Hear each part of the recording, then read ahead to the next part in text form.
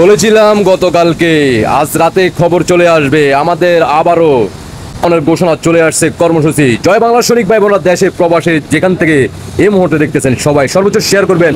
বাংলার জনগণ দেখতে হবে, জানতে হবে, আবারও রাজপথে নামতে হবে, এই বাংলার মাটিকে মুক্ত করতে হবে। নানক ভাইয়ের মুখ থেকে শুনতে থাকুন, বিস্তারিত দেখতে থাকুন।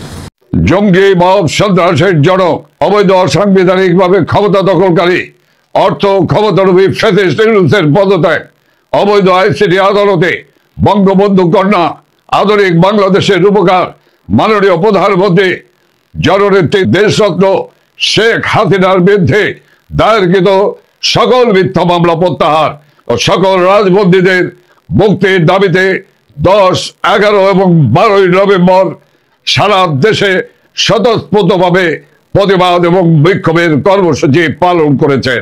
13 নভেম্বর বৃহস্পতিবার সারা ঢাকা মহানগরীতে সম্পূর্ণ লকডাউন পালন করেছেন। এটি একটি নজিরবিহীন লকডাউন পালিত হয়েছে। ঢাকার সমস্ত জনগণের অকুণ্ঠ সমর্থনের মধ্য দিয়ে মাননীয় নেত্রী প্রধানমন্ত্রী শেখ হাসিনার প্রতি মানুষের শতভাগ আস্থার বহিঃপ্রকাশ ঘটিয়ে এবং এই ক্ষমতা দখলকারী ইউনূস সরকার এবং তার পেটোয়া বাহিনীকে বৃদ্ধাঙ্গুলি দেখে এই কর্মসূচি পালন করেছেন।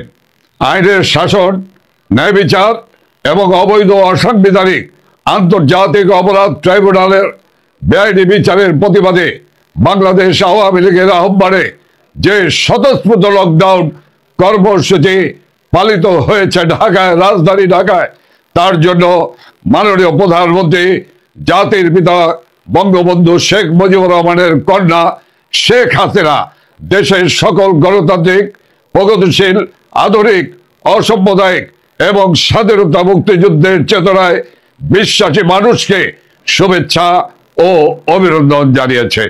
তিনি প্রবাসে থাকা সকল আন্দোলনরত প্রবাসী ভাই এবং বোনদেরকেও আন্তরিক শুভেচ্ছা জানিয়েছেন। মাননীয় প্রধানমন্ত্রী বঙ্গবন্ধু কন্যা বাংলাদেশ আওয়ামী লীগের সভাপতি শেখ হাসিনা বাংলাদেশ আওয়ামী লীগ, যুবলীগ, ছাত্রলীগ, স্বেচ্ছাসেবক লীগ, কৃষক লীগ, শ্রমিক লীগ, মহিলা আওয়ামী লীগ, যুব মহিলা লীগ সহ সকল নেতা কর্মীকে তিনি তার আন্তরিক ধন্যবাদ এবং কৃতজ্ঞতা জানিয়েছেন। গণতন্ত্র পুনরুদ্ধার, মাননীয় প্রধানমন্ত্রী বঙ্গবন্ধু কন্যা শেখ হাসিনার বিরুদ্ধে বৈষম্যমূলক বিচার বন্ধ, সকল অত্যাচার, নির্যাতন, দমন, পীড়ন, রাষ্ট্রীয় সন্ত্রাসের বিরুদ্ধে এবং খুনি ফ্যাসিস্ট ইউনূসের পদত্যাগের দাবিতে বাংলাদেশ আওয়ামী লীগের কর্মসূচি। আজ 14 নভেম্বর শুক্রবার ও আগামীকাল 15 নভেম্বর শনিবার দেশব্যাপী বিক্ষোভ, প্রতিবাদ ও প্রতিরোধ। আগামী 16 নভেম্বর রবিবার ও 17 নভেম্বর সোমবার সারা দেশে কমপ্লিট শাটডাউন। যে অবৈধ আইসিটি আদালত বিচার কার্য করে মাননীয় প্রধানমন্ত্রী বঙ্গবন্ধু কন্যা শেখ হাসিনাকে, তার দলের নেতৃবৃন্দ দেশের পুলিশ সেনাবাহিনীকে কলঙ্কিত করতে চেয়েছেন, আমরা পরিষ্কার ভাবে বলতে চাই, এই আইসিটি আদালতে যুদ্ধ অপরাধীদের বিচার করা হয়েছে। কাজেই ওই আদালতে স্বাধীনতা, সার্বভৌমত্ব রক্ষাকারী সশস্ত্র বাহিনীর সদস্যদের বিচার হতে পারে না। সেনাবাহিনীর কোন সদস্য ওই কোর্টে হাজিরা দেবে না।